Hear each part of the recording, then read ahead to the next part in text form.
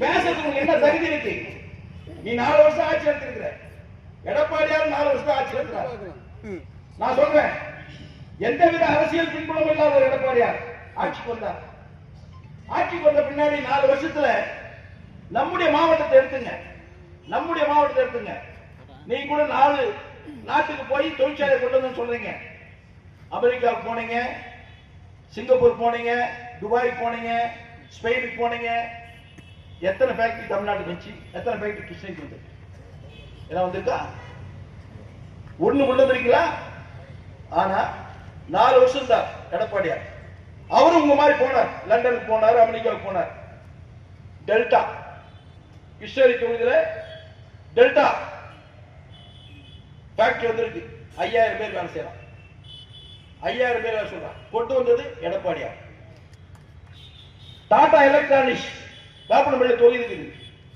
இன்னைக்கு அதுல 10000 பேர் வேலை செய்யறான். இன்னும் 3 வருஷத்துல 50000 பேர் வேலை செய்யறான். அடுக்குமாடி கட்டுறான்.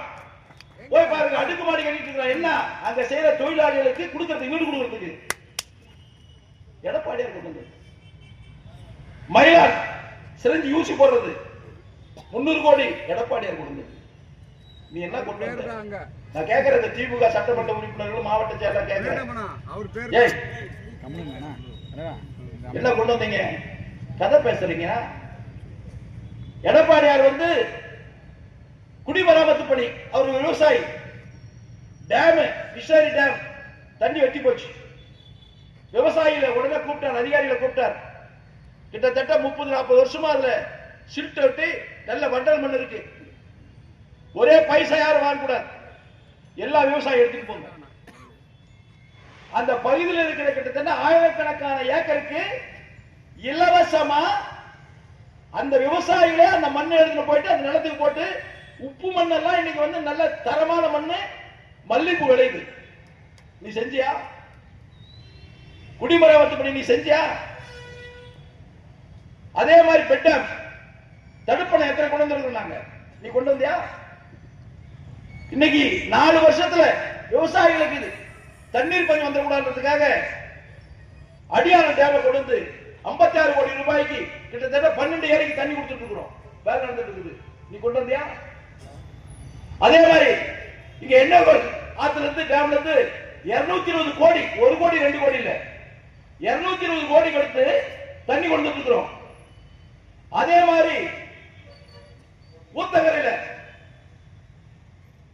கிட்டத்தட்ட 30 ஏரிக்கு தண்ணி கொண்டு வரதுக்கு அந்த காவாயிரத்துக்கு பணத்தை கொடுத்தோம், பணத்தை ரெடி பண்ணோம்.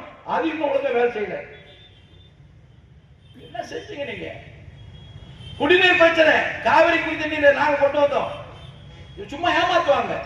நாங்க அமைச்சராக இருக்கும்போது 4 அந்த துறை அமைச்சராக இருக்கும்போது புரட்சி தலைவி அம்மாவுடைய கடுமையான முயற்சியில் நிதி ஆதாரத்தை பண்ணி 1-2 வருஷத்துல கிருஷ்ணகிரி, தருமபுரி 2 மாவட்டத்துக்கு குடி தண்ணீர் கொடுத்தோம். அது ஒழுங்கா மெயின்டைன் பண்ணல. கொண்டு வந்தியா? அதே மாதிரி காலேஜ், என்ன காலேஜ் நீ கொண்டு வந்தீங்க? இதெல்லாம் நான் கேட்கறதுக்கு இதெல்லாம் செஞ்சுட்டேன்னு சொல்றாரு ஸ்டாலின். எத்தனை காலேஜ் நீங்க கொண்டு வந்தீங்க? இதெல்லாம் வந்து வளர்ச்சி, சமூக மாற்றத்துக்கு வேண்டிய வளர்ச்சி.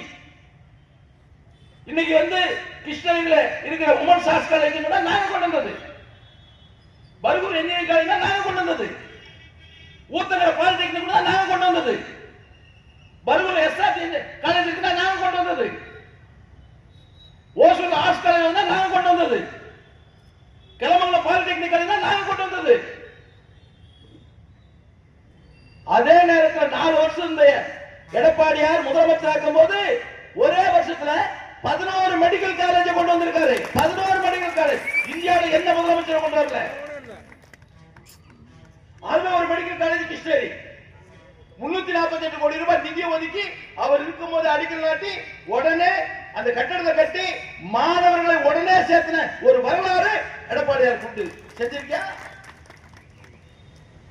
கிருஷ்ணகிரி ஹாஸ்பிட்டல் அவருக்கு 11 கோடி ரூபாய், எவ்வளவு 11 கோடி ரூபாய் பில்டிங் கொடுத்தவர். என்ன செஞ்ச நீ?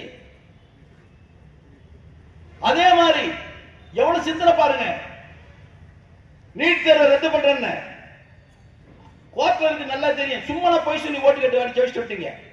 ஆனா எடப்பாடியார் முதலமைச்சராக இருக்கும் போது இந்த நீட் தேர்வுல அரசாங்க பள்ளியில படிக்கிற குழந்தைகளுக்கு வாய்ப்பு இல்லாம போகுது. தனியார் படிக்கிற பிள்ளைகள் என்ன பண்ணுது? தனியார் டியூஷன் வச்சுக்கிறாங்க, பொருளாதார வசதி இருக்கு, அவங்க படிக்கிறாங்க, 720 மார்க் 500 மார்க் வாங்குறாங்க, 600 மார்க் வாங்குறாங்க, உடனே அவங்களுக்கு கிடைச்சிருது. அரசாங்க பள்ளியில 1ஆவதுல இருந்து 12ஆவது படிக்கிற அந்த குழந்தைகளுக்கு, தமிழ் பாடம் கற்றுக்கிற குழந்தைகளுக்கு தெரிய மாட்டேங்குது. அந்த குழந்தைகளை ஒரு குழந்தை கூட மெடிக்கல் காலேஜ் போய் சேர முடியல. எடப்பாடியார் பார்த்தார், யாரும் சொல்லல, எந்த அதிகாரியும் சொல்லல, எந்த கல்வியாளர்களும் சொல்லல. அவரே யோசனை பண்ணார். அவருக்கு எப்படிதான் அது வந்துச்சே தெரியல, ஆச்சரியமா இருக்கு. பண்ணாரு, உள் ஒதுக்கீடு 7% கொடுத்தார். எப்படி கொடுத்தாருன்னா, சட்டமன்றத்தில் கொண்டு வர்றார்.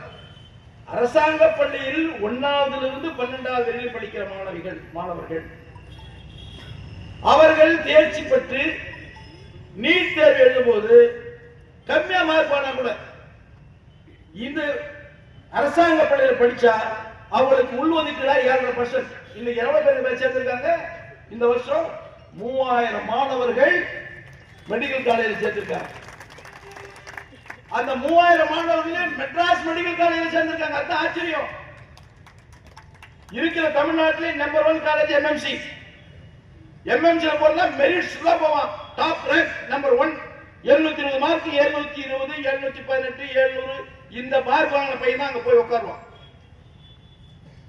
அந்த காலேஜ்ல இந்த 7% ஒதுக்கீட்டுல இந்த கவர்மெண்ட் ஸ்கூல்ல படிச்ச குழந்தையும் அந்த மெட்ராஸ் மெடிக்கல் காலேஜ்ல போய் சேருது. எவ்வளவு பெரிய விஷயம்! என்னையா செஞ்ச ஸ்டாலின்? சும்மா கதை பேசிட்டு போட்டோ ஷூட் பண்ணிட்டு இருக்கியா?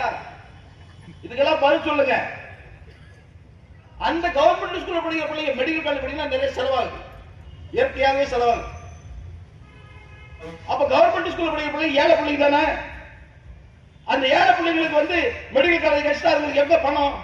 அது பார்த்தா எடப்பாடியார் இந்த மாதிரி 7 விழுக்காடுல கிடைக்கக்கூடிய மாணவர்கள் அத்தனை பேருக்கும் படிக்கிற முழு செலவையும் அரசாங்கமே உத்தரவு போட்டார். யாருங்க செஞ்சா?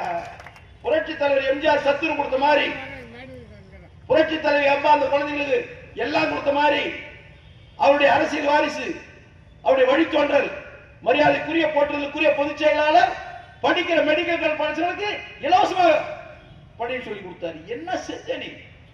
எதை செஞ்சிருக்க? 1000 ரூபாய் கொடுத்துருக்கேன்னு சொல்றேன். இந்த 1000 ரூபாய் கொடுத்து எப்ப சொன்ன? எப்ப கொடுத்த? 2021 தேர்தலில் நீ வாக்குறுதி கொடுத்த. வந்ததுன்னு கொடுக்குறேன்னு. வந்ததுன்னு யாரு கொடுக்குற? 2,13,00,000 குடும்ப அட்டைதாரருக்கு கொடுக்கணும்னு சொன்ன. அதான சொன்ன. 2 வருஷமா கொடுக்கல. 2 வருஷமா கொடுக்கல. எங்க பொதுச் செயலாளர் நாங்கெல்லாம் வந்து சட்டமன்றத்தில் கேள்வி கேட்டேன். என்னங்க வாக்குறுதி கொடுத்தீங்க, நிறைவேற்றல சொன்னோம். வேற வழி இல்லைன்னு கொடுத்த. இதை தவிர வேற என்ன கொடுத்த?